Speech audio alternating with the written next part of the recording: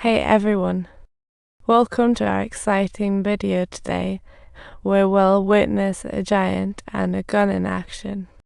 Subtitles, but thanks to his well-built and powerful muscles, the big guy swiftly grabbed the gun back, and at last, he successfully freed himself.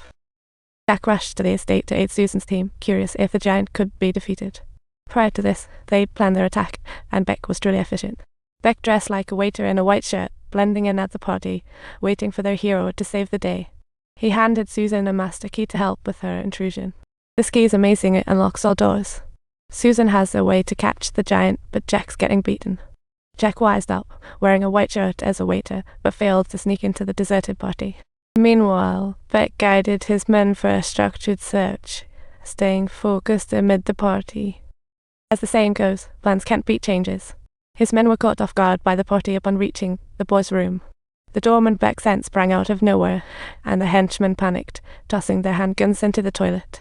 Talk about an embarrassing. In the midst of the suspense, the henchmen hurriedly closed the toilet lid, a hilarious escape plan that only made the doorman furious. They started a weapon-free brawl in the restroom, but the henchman was no match for the doorman's strength and got tossed aside. The doorman was about to retrieve a gun from the toilet, saying, "Time to end your party," when a henchman suddenly shoved a razor in. They headed down the stairs towards the storage room, overhearing Quinn and his men talk about their deal with the buyer. Just a whirling, fast-paced. Susan finally located a locked room and excitedly opened it, only to find her informant was right there. Quinn really thought of everything. The informant looked quite dapper, but Susan wanted to whisk him away, only to find he was totally drugged and couldn't stand up. Subtitles, with no alternative. Susan had no choice but to help the informant up. However, upon hearing some commotion outside, she swiftly concealed herself. Just as the man was completely off guard, Susan steps out from behind the curtains. The buyer, fearless, says, "If you shoot, he'll plan a funeral."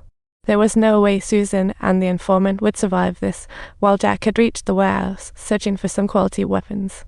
He didn't have much of a liking for rifles, after all. A shotgun was far more in line with his style. Consequently, when the buyer arrived to inspect the goods, both the burly man and the buyer found themselves facing a fatal blow. Meanwhile, Susan rushed the informant out of the scene, while Jack had his weapon drawn and was ready to make a big move. No one could withstand this assault. Hearing gunfire, the buyer's henchman found Quinn, demanding an explanation. Quinn stayed silent and gave him some bullets. Instantly, chaos broke out. Beck rushed out at gunfire to find his son, still untaken. What a thrill. Beck frantically searched for his son, and just when he was word sick, his henchman and the boy ran into trouble. What a pickle. Unluckily, they ran into Quinn at the corner, who thought, great chance, take the boy to Beck's office for business. Subtitles, as Quinn was about to grab a gun for self-defense, unexpectedly, Beck suddenly showed up, compelling Quinn to put the gun down.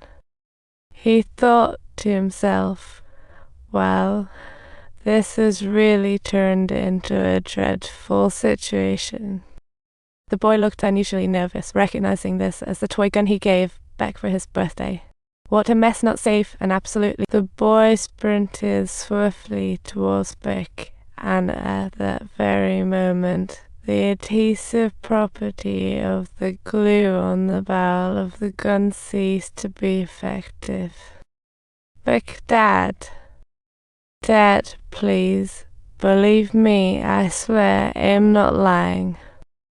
I'm not deceiving you. Right at the moment when Quinn was about to make an appearance. Everyone's heart raced, Jack unaware of Beck's demise, his mind solely focused on taking down Quinn. Quinn was there, someone covered him. Jack fired reasonable move.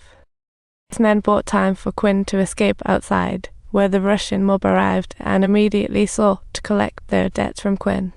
The gang noticed that all their comrades and weapons were here so naturally they were unwilling to give up Quinn.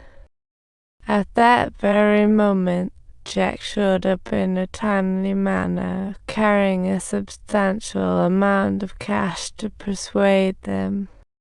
If the mob would hand Quinn over to Jack, all that cash was theirs, to which the mob grinned, saying, "All I need, thank you." In an instant, Jack pulled out a grenade. This will send everyone flying. The mob members panicked and took the cash. At the same time, the mob tossed Quinn at Jack's feet, while the henchmen worried about the grenade's explosion. However, Jack comforted the henchmen, saying, "Don't worry at all. It's merely a decorative item, completely safe." For Quinn, this kind of situation was truly perplexing. Why won't Jack just leave me alone? Don't you know there's a big shot behind me? This time Jack fired. Even Quinn's guardian angel couldn't help. Things neared an end, and Jack tossed the keys to the boy. All right, the boy could finally explore freely, and Susan sought Jack out, ready to confess all. She pinned everything on the Russian mob. Looks like she's a clever woman. As for Jack and Jack, they were just her hired help and would face no consequences. After all, they worked so well together. Susan took the initiative to resign, ensuring a smooth transition for herself within the DEA. After all, none of this truly mattered, since what mattered most was her peaceful separation from Jack. This time, Jack wouldn't leave with just a toothbrush. He found an excellent partner in a warehouse, and life just marched on. Of course, the key is to chase dreams, save a life, strive for this lifestyle. Let's go, and we'll surely achieve our hopes. We must strive to live it up. We'll keep pursuing this lifestyle and making a mark. And don't forget to subscribe to our channel. Everyone, let's strive for beauty as we move toward a better future. Spread joy to ourselves and others.